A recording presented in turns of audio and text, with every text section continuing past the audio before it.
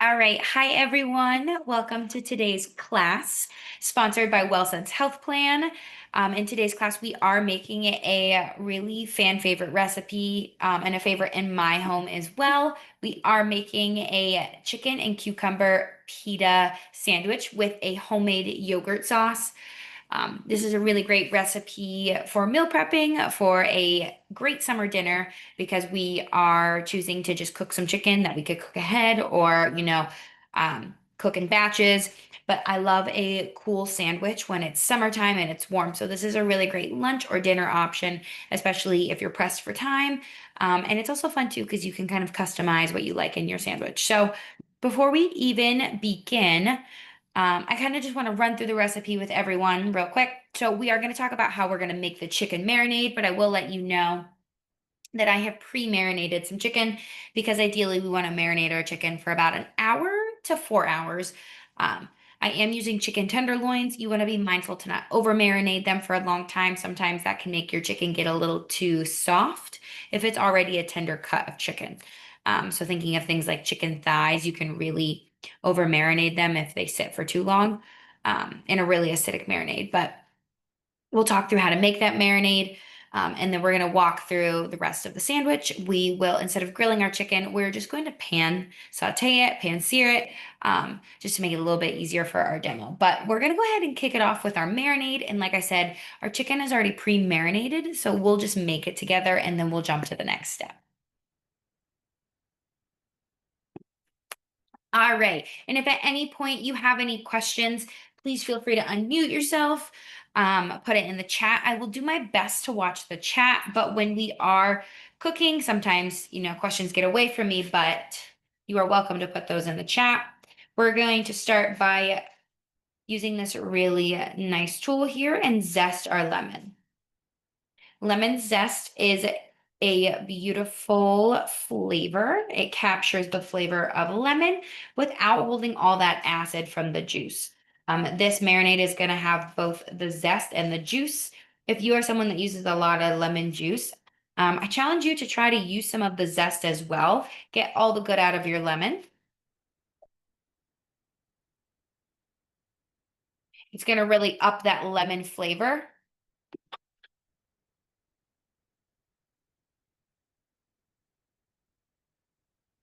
Just checking the chat here, making sure we didn't.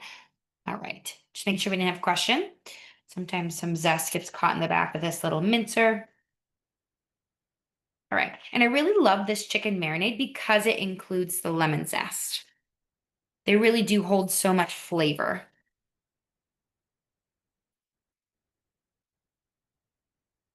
I'm going to do my lemon squeeze trick where I shove a fork into a lemon, I squeeze and I twist. This is seriously a simple marinade, and you could even use this as a base for a dressing. Even with the lemon juice and the lemon zest, I would just add more oil than what I'm doing for this marinade. Giving my hand a quick rinse. Right. Now, if you want to use a knife to mince your garlic, you can, but I'm actually going to use this little grater to just go ahead and kind of grate my garlic as well, since I have lemon zest in there. Got to be a little careful with these guys. You could end up grating part of your finger if you get too close, but luckily these aren't overly sharp. Okay. It'll probably all be stuck right there. Beautiful. I love doing this versus mincing it with a knife when I'm making a dressing. I do think it really allows the flavor to absorb a bit better. All right, we're gonna hit it with a little bit of kick. We're gonna come in with some crushed red pepper. If you like more spice, add more. If you prefer less spice, add less. And a perfect undertone of herbs. We're gonna go in with some oregano leaves. And since I already have my chicken marinated and this is for the sake of the demo, I honestly might save this and use this for a dressing.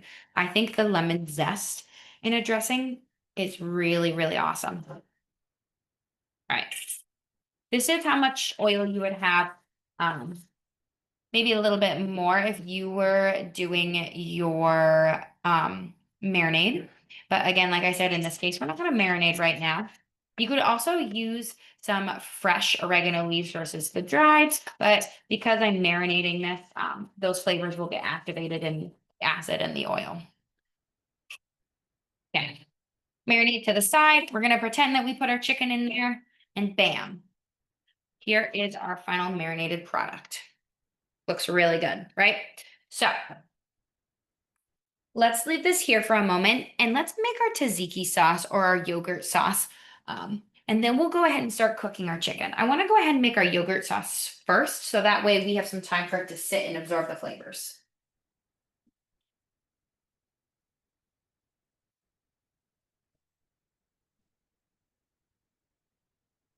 All right, so we have some fresh dill here, some fresh mint.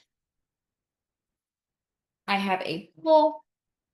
We're going to come in for doing the yogurt dip.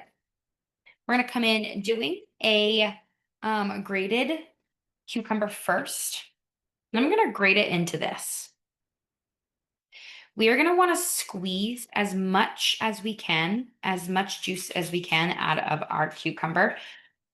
This is going to really let the flavors be absorbed. And it's also kind of nice as well. If you're someone that doesn't really like chunks, this is great because you're not getting a lot of chunks in your tzatziki sauce.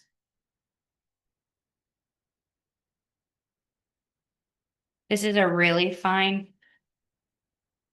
grater, so this is going to come out rather juicy. You could use something like this, and I'll show you what I mean. This might be something you might have in your home more than that. This is what I would like to call a cheese grater.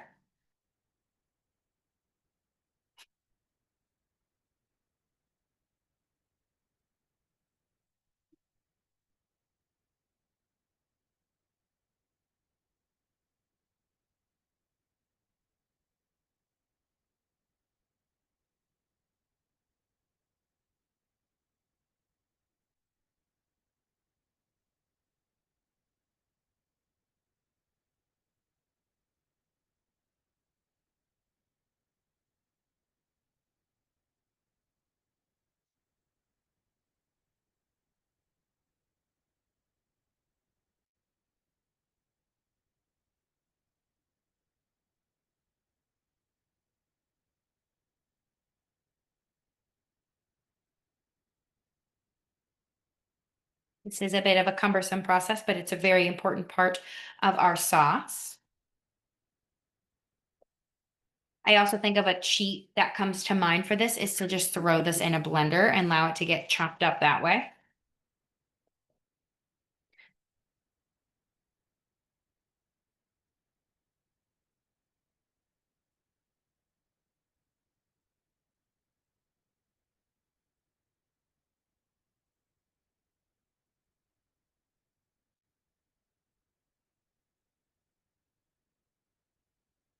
A little bit of cucumber skin, get that out. All right, we are almost there.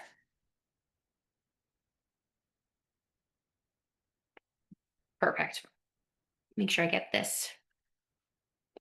All right, now we're gonna take this. Oh, you can see some of the water has already leaked out. I'm gonna try to squeeze the remaining water into this cup.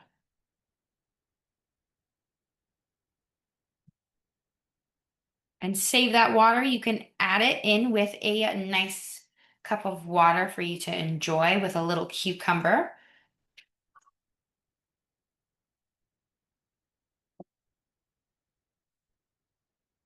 Beautiful. All right. You can see here I did get some cucumber water out of there. Perfect. All right. To our bowl.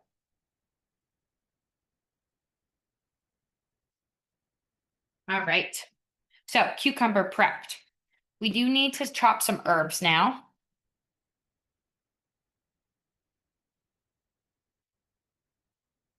I'm going to add a little bit of salt in here as well so it can sweat out a little bit more, and then I'll restrain it if needed. All right. Let's mince up some mint and go in with some dill.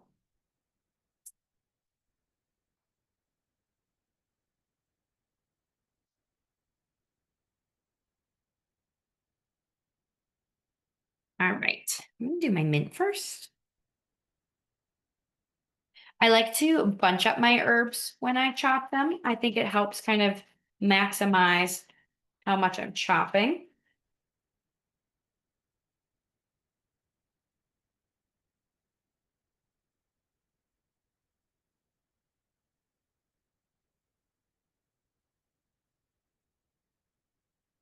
Give them a rough chop again. All right. Set this to the side. Now for our dill. You can keep the stems of the dill and finely dice it if you'd like. But just for my tzatziki sauce, I'm just going to use the actual leafy part just so it's a little bit more tender.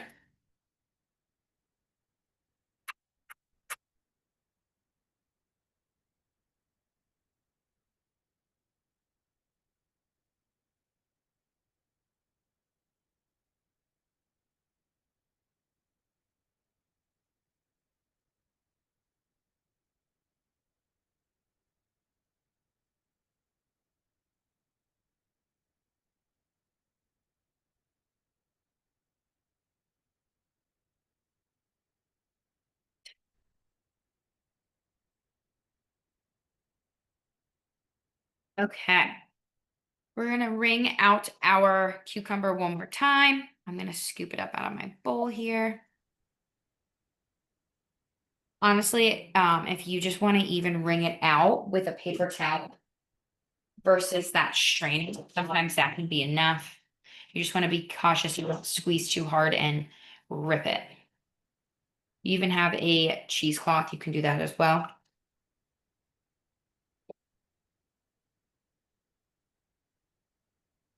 Perfect. Get a lot of juice out of that. Delicious green juice. All right, there goes our cucumber. All right, so we need about 2 tablespoons of mint, which we have about 2 right there, and about 2 tablespoons of dill. Now we're gonna bring in our Greek yogurt. I have some whole milk Greek yogurt here. I'm just gonna take a peek at the chat, make sure there's no questions. Yes, I am getting a good workout in Tusi. Definitely the amount of back and forth. Lots of repetitive arm movements. All right, we're gonna need about 3/4 cup of yogurt. So I'm coming in with some whole milk plain Greek yogurt. You can use low fat yogurt. That's quite all right. I personally have found that I like whole milk Greek yogurt. I don't always, I don't consume it in excess. But I find that if you're struggling with the tanginess of Greek yogurt, the higher fat tends to be less tangy. So it's tolerated a little bit easier. All right. Now we are going to add some garlic. Again, I'm going to come in with my mincing device, maximizing how much garlic flavor we're going to get out of this. If you love garlic, you can always add more garlic.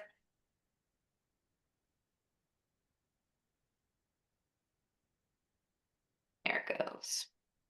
I really do love this recipe, especially this yogurt dip. High in protein, we're getting calcium, we're getting some vitamin D, we're getting lots of good nutrition with this dip. All right. We need a little bit of oil in this as well. We're going to add some salt.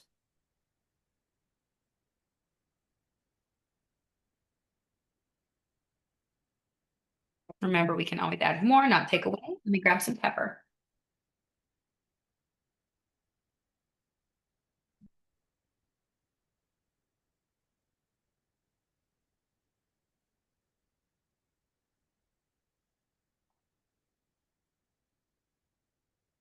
Beautiful. Absolutely beautiful. This is a great dip, not only for sandwiches, but to dip fresh vegetables in. to serve with grilled meats. Enjoy with pita chips.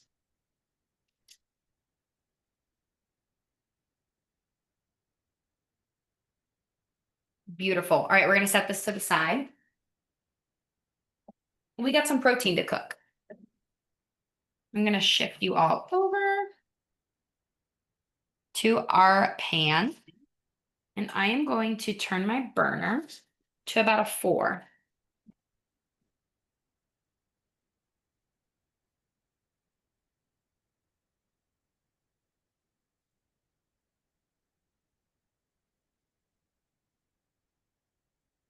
Have my chicken. I'm going to wait for that to get a little warmer, and then I'm going to go ahead and add some oil. I am going to let my pan get hot first. That is one of my recommendations for working with stainless steel pans. If you will go ahead and let them get warm before you add your oil, what you'll know, or what you find with stainless steel pans, is that they can sometimes not be very helpful if something that you're cooking is sticky, meaning they're not great nonstick pans. They're not built that way. But what happens is that these pans are rather porous with this steel material. When they get hot, those pores kind of they swell, and then there's gaps. When they're cold, they have these kind of gaps in them a little bit, which is how food kind of gets stuck and doesn't glide very well. So if you let this get warm enough, those holes kind of close up, that oil will then glide over it, and you have more of a nonstick pan. So it is a science, but oftentimes we don't associate these pans as being nonstick because they don't have that coating.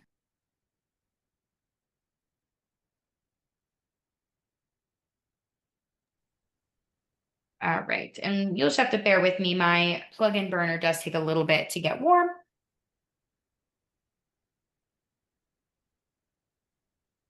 So let's talk a little bit about toppings. What am I going to top my sandwich with? Well, I love pairing fresh tomatoes. I am going to come in with some cucumber and some red onion as well. I think red onion is a really nice bitey vegetable to add to a raw sandwich. So um, we have those to prepare afterwards. So I'm going to set those to the side. I also have some lettuce. If you're a big garlic fan, we can add more garlic as well. Go ahead and start to add a little bit of oil for us to fry our chicken. If you have a grill, you could grill your oil. I'm sorry, you could grill your chicken, not grill your oil. And because I'm working on my kitchen island, I do have a piece of foil here that once it gets really hot and it might splatter a bit, I'm going to cover it. So I'm going to wait a little bit longer. Then we'll go ahead and put our chicken on.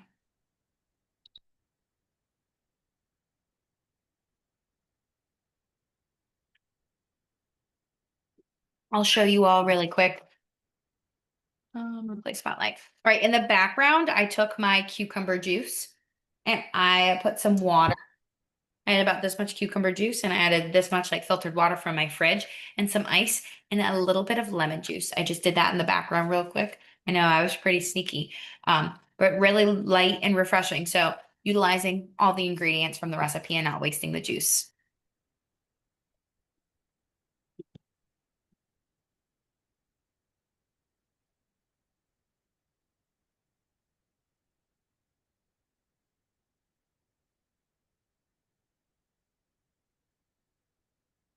All right, I think we're about ready. Let's go ahead and add some chicken. Yeah, that looks good.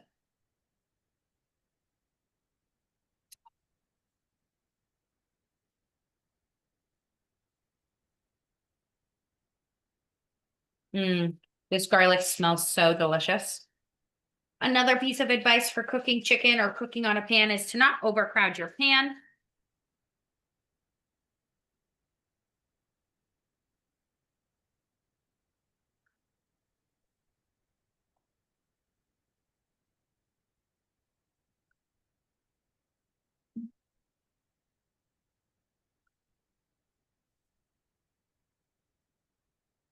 I don't see any oil splatter, so I think we're good there.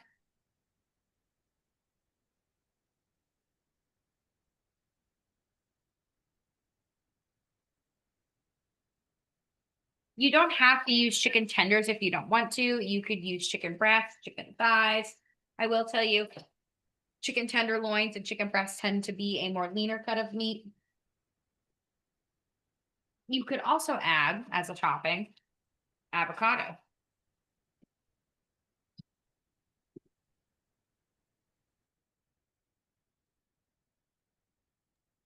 All right, so we have a comment from someone in the chat that I want to bring up because I think it's a really great point. Um, My friend Tusi says, I struggle with cooking chicken on a stovetop. I'm always paranoid that it is not done all the way through. Tusi, you are not alone. That is a very common thing. And even I struggle with that at times. Because sometimes you'll see that your chicken has some pink in it still, depending if it's close to a bone. So my advice to you is first, I would really invest in a thermometer. I know sometimes they seem a little expensive, but you can get a really reliable one for about $10, $15 from Amazon or Walmart until you start getting used to cooking different types of chicken and knowing how long they take to be done. I think for me personally, especially when you see those giant chicken breasts versus the smaller chicken breasts at some stores, it's hard for me to know if they're done. In that case, I'll usually butterfly them. I'll cut them in half and then I'll cut them in half again lengthwise. So that way they're smaller, more manageable pieces. But again, I'd go with that thermometer. So you could start temping your chicken so you can get used to what it looks like once it reaches 165. Chicken is considered safe once cooked to 165, meaning that risk of foodborne illness goes down. That and other poultry, you're going to know things like steak. You need to cook them at less of a higher temperature, but poultry and chicken goes up to 165. For me, I'm pretty good at knowing about, this is a small piece of chicken, so about 5 to 7 minutes. I do personally think when you're working with a more tender cut of chicken, like thighs, you can overcook it and it not be too bad. Or even chicken breasts, once you marinate it, it's going to pull in water from that acid in the marinade and from the sodium. And it's going to help it stay moist. But I do think temping it every time will help you get used to it. Oh, I see your comment in the chat here. I have a thermometer. I just don't trust it. I just deal with the struggle by searing on the stovetop and baking to finish. Yeah, you can definitely do that as well. It is always hard. You're not alone. Even myself, I struggle when I go to other people's houses for dinner. I'm way too aware of food safety, and that's just something I think makes me nervous as well. I just feel like when I'm using the thermometer, if you stick the thermometer in the chicken while it's in the pan, I feel like it gives a false temperature because the pan is hot. So just, I don't know. So that's a great point to see. That is not the correct way to use your thermometer. When you're temping something, you need to take it off the burner or take it out of the oven and pull it to the side.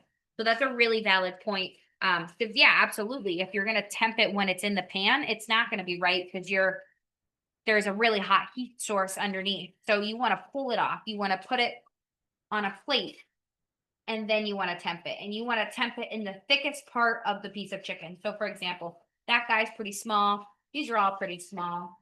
I would go in maybe with this one. Actually, let's get my thermometer out. What did I just put it?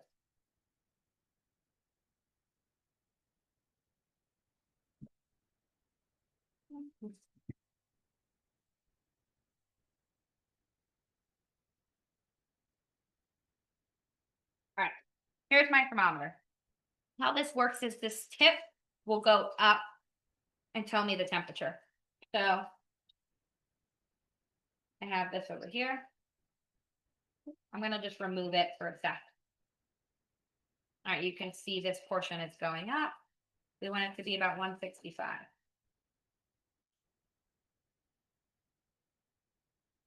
All right, it's getting to about 140. I know it's not ready yet because it's still just trickling at 140. I will tell you as well, when you take chicken off the stove top or any meat in general, it will do this thing called carryover cooking. It will continue to cook even after it's taken off of the heat because of how high the temperature of the cooking material was. So I don't always follow that rule for chicken. I think once it's at like basically 165, I take it off. But if you're cooking something like steak and you want it rare, I take it off at about 142. It'll it'll carry over to about 145 to 150.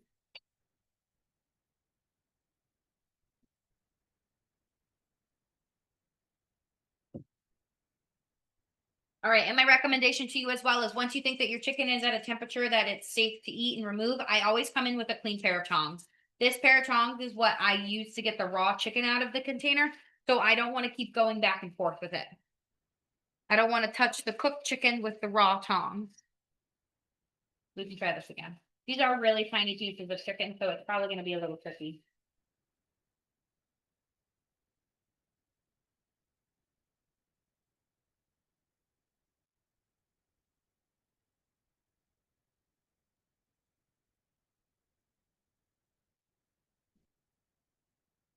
Go going.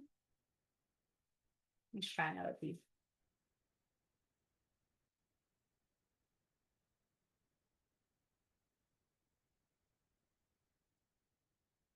These chickens are not very thick, so it's a little tricky to temp.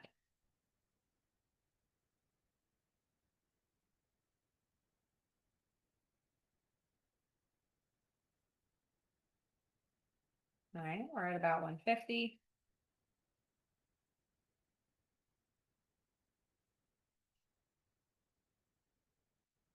I don't think it's holding my heat very well. There it goes.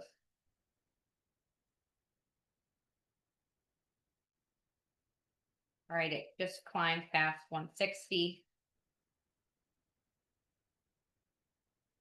And that little notch right there is 165. And there, it just surpassed 165. I don't know if you can see that.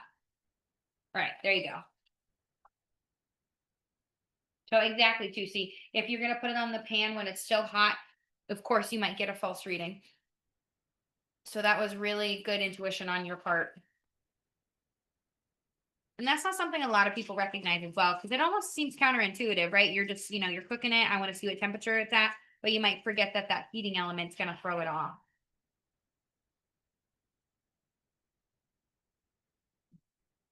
Put a little bit more in this time.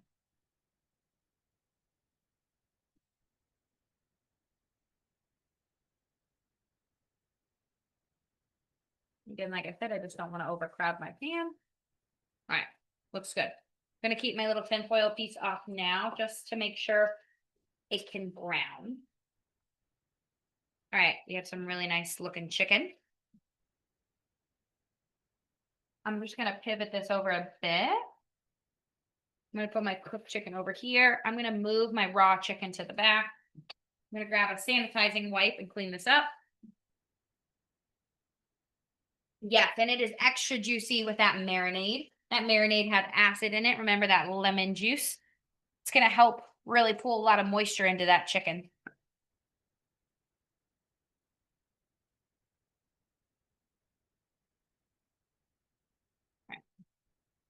So remember, because this is still raw, I'm going to flip it with the raw chicken. And then towards the end, once I think it's getting closer, I'll come in with this.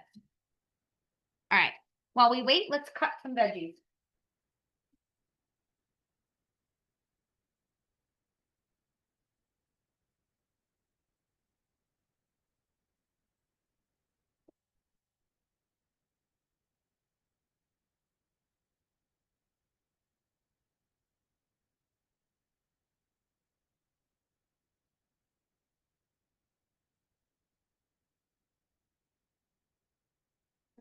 Choose one of these knives. So if I'm thinking about how I want to take a bite of my cucumbers, I want super thin slices. If you have a mandolin, you can come in with your mandolin. I'm going to just do my best to do it by hand. Using my fingertip as a guide.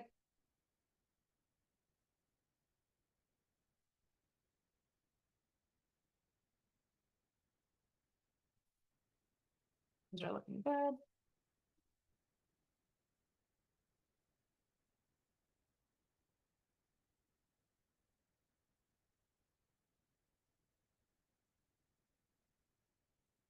Gonna come in with my tiny tomatoes. Oh,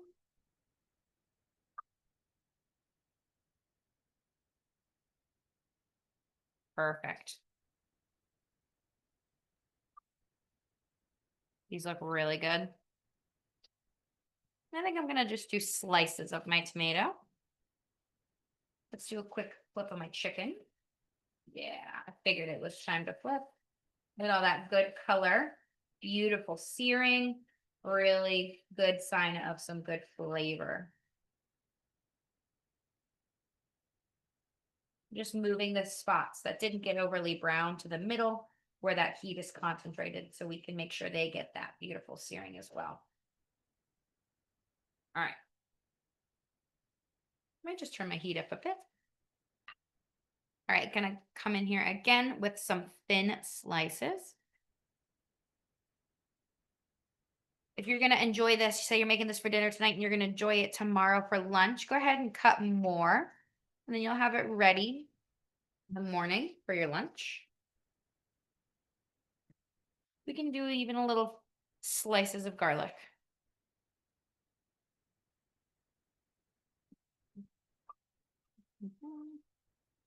Do it the long way. Like I said, if you have a mandolin, this is where your mandolin will come in great. You can even mince your garlic as well. I'm just going to do a couple. There we go. Some really nice thin pieces. You could throw that in with your chicken that's sauteing and get some crispy pieces. And then I have my beautiful lettuce. I might just go ahead and give these a few slices so they're easier to bite.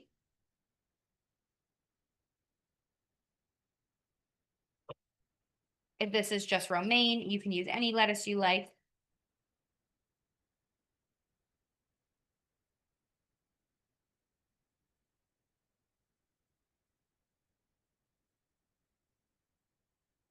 All right, I'm going to go ahead and just put my little guy back on here.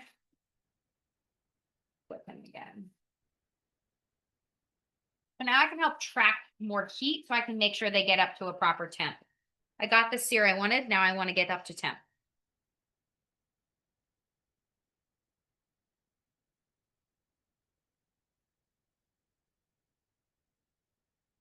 All right.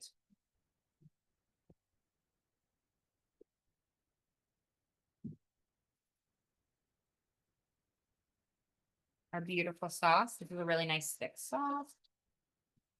Beautiful. Anyone have any questions so far about our recipe? What we're doing? What step we're at?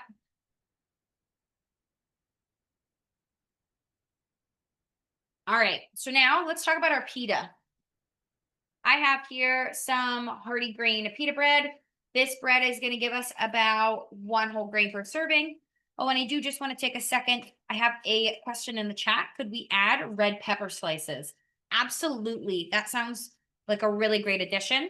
You could even do the roasted red peppers that come in a jar. I think that would be fantastic as well. You can really add whatever you want to this, but yes, I think that would be a perfect complement to this.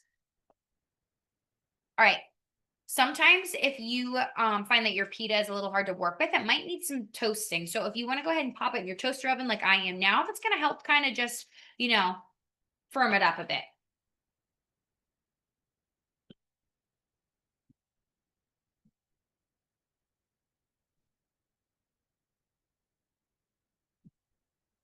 Okay, let's take a peek at our chicken. Let the steam escape.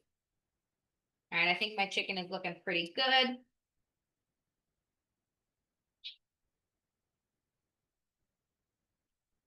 I can tell that marinade is really imparting lots of flavor.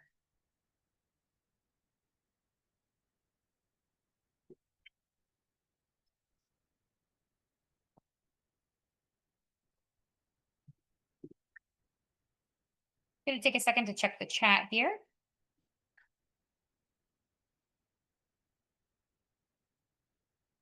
All right, just checking no questions.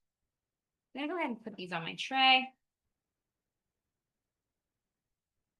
This is smelling fantastic, by the way. I honestly think that this is going to be one of my new favorite marinades. I'm really impressed with the smell of this. So I'm going to be really impressed with the taste, I bet. All right, we got one last batch of chicken.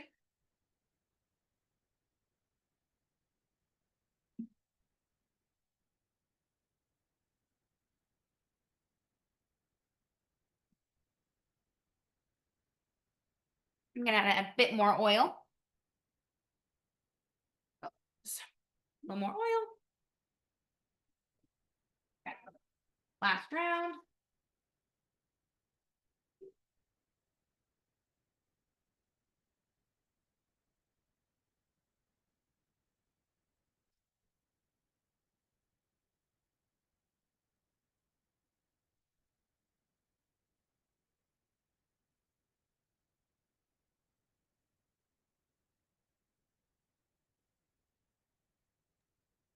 Paige, you're so patient. I would have like 3 pans so I can cook everything at once. I'm not that patient to be doing all these batches. Well, thanks. I try. I honestly probably would have chosen a bigger pan if I wasn't working on this little tabletop burner, but it's hard because the heat only gets concentrated exactly underneath of it. So I try to be mindful of that. But we got one last batch, about 5 more minutes. So I think we'll be all good. I'm going to read this comment in the chat to us all. The comment is, I want to try cooking with marinades. Asking our other friend in the chat if she does this. She says, I typically season and let it sit overnight, no formal liquid marinade. Yeah, so to me, that's what I would call like a dry rub or a dry marinade, and you can do that. I honestly think that for those of you who really like marinades, my comment is that like when you use a marinade, you have the raw meat in it. So like this is not reusable. This is garbage. So if you really like your marinade and you want to put it on your food after you make it, make a separate marinade. So like I made a whole new marinade to show you in the demo. That's what you would keep to dip it in.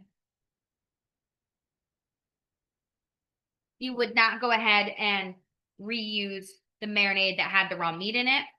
That's the whole reason we cook our chicken, right? Is because it could be exposed to bacteria. So we don't want to use the raw chicken juice that was in the marinade.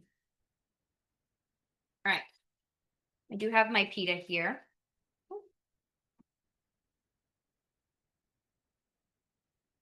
Sometimes it needs a little help opening. Just taking the knife down the middle. This smells so good. This guy as well. I did just toast him. If you have a gas stove, you could lightly toast this over the open flame as well. Smells so delicious. All right.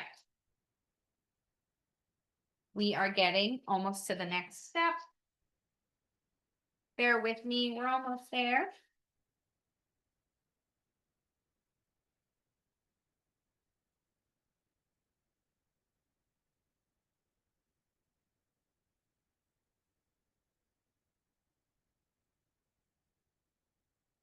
I'm gonna move some of this around. All right. Put this guy. I'm gonna put this away and I'm gonna put my tinfoil over it. All right. And we're gonna work on our sandwich building.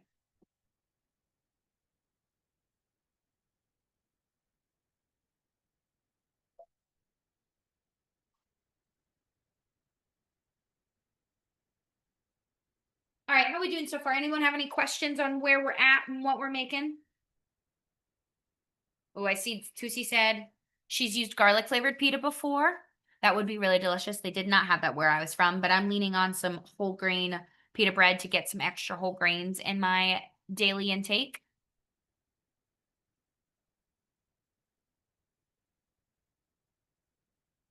All right, here's the fun part. We're gonna go ahead and make our sandwich while we wait for that last batch of chicken. So, all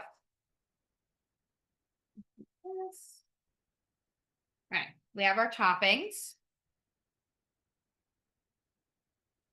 Looks so delicious.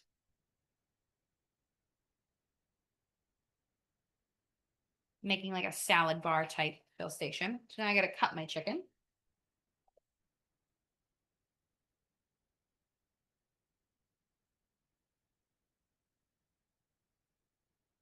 Right, I'm gonna go ahead and cut this into nice slices that I think would be good to take bites out of.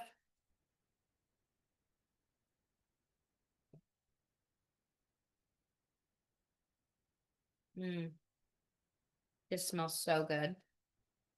Right, I think about 2 pieces of tenders, maybe 2.5. Okay, it looks so good. I'm so excited. All right. Here's the inside of our pita. I'm going to go in with my sauce first.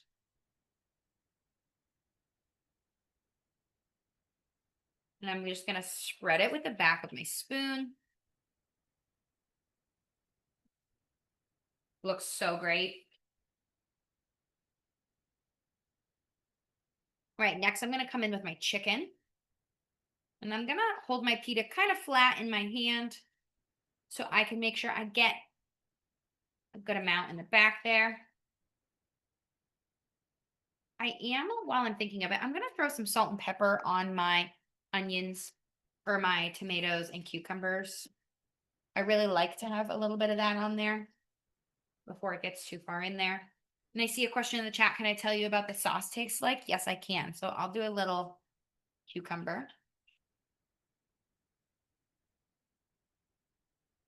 Okay, first bite, a little tangy, creamy, but a lot of mint.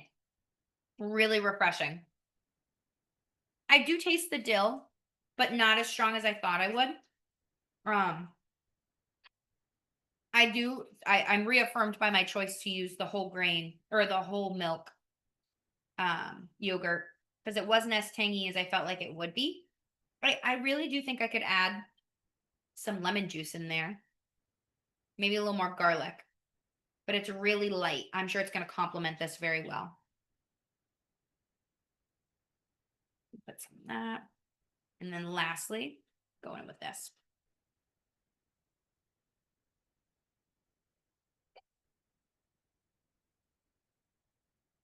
All right. What do we think? This is like the perfect on the go lunch. I'm just going to stir my chicken really quick. Multitasking at its finest. All right. This looks so beautiful. I'm so excited to take a bite out of this. I almost feel like I need a little bit more sauce on the top. I am a big sauce fan. All right, let's do our taste test. So I'm going to switch cameras. All right, here's my pita. Beautiful. All right, here goes our taste test. And I want to get a good equal bite. Let me just make sure I spread my sauce around the top better. Okay, here we go.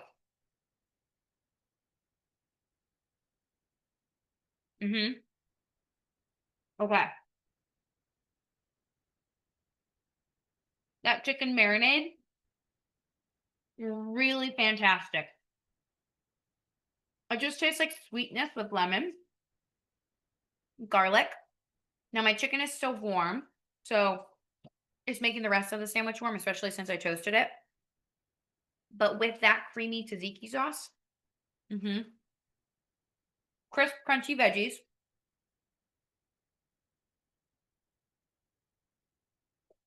That chicken is amazing. And I think the key was marinating it for about an hour. I'm really tasting the mint.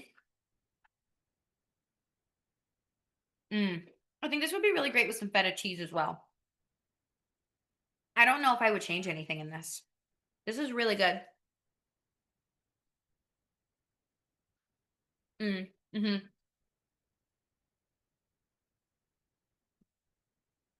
Yeah, this is my new favorite lunchtime. I'm going to be making this for the whole week. This is a great balanced sandwich as well. We're getting lean protein from our chicken.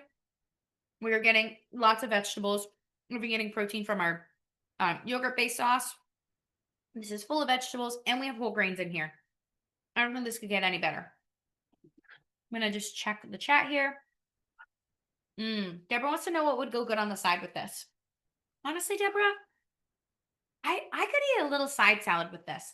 I think like a Greek salad might go really well with that marinade as a dressing. But I might be full even if I just eat 2 pitas. Like this was the whole pita that I cut in half. And a serving size is a half of a pita. So this is a serving size, but you honestly could have a whole pita and be pretty full with this. I'm going to take one more bite and then I'll be done.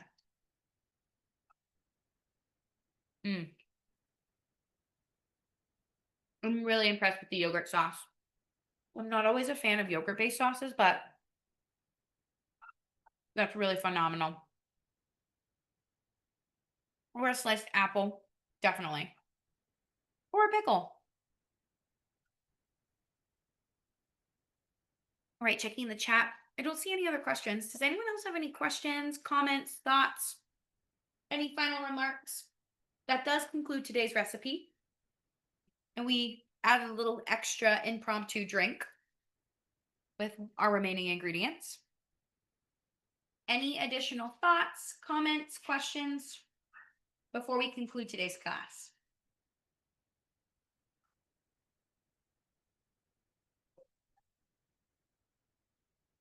I'm probably gonna try this. I probably may alter the yogurt sauce a little bit. Maybe find some other ones. I'm a little scared with the way you described this one, but yeah, but I I wanted to let you know for meal prep, I'm making the potato salad Oh, that you good. did. Yeah. Yay.